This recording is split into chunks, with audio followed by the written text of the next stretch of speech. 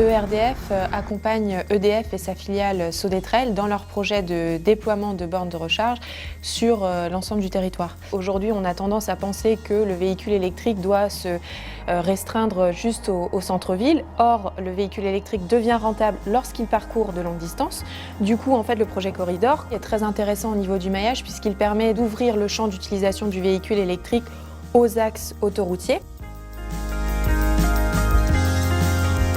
C'est un projet qui déploie 200 stations de charge rapide pour véhicules électriques.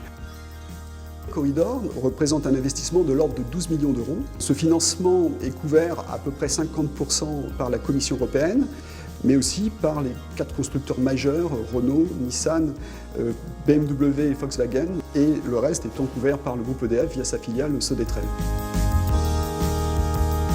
ERDF, comme pour n'importe quel autre projet de ce type, assure le raccordement de ces bornes. Et on essaye d'optimiser l'implantation de ces bornes aux endroits qui sont pertinents dans les trajets, les flux, et par ailleurs, qui ne sont pas trop dérangeants pour le réseau, qui ne sont pas trop à mettre le réseau en difficulté.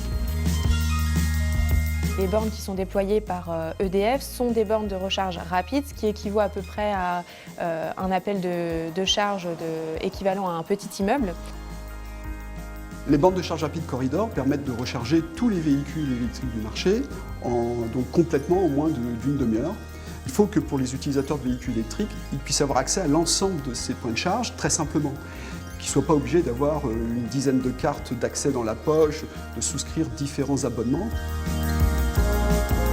D'autres projets de ce genre émergent. Les collectivités locales s'intéressent de plus en plus aux territoires ruraux pour finalement permettre un maillage continu. Et donc on se prépare à raccorder les 7 millions de points de charge qui ont été annoncés par les pouvoirs publics à l'horizon 2030.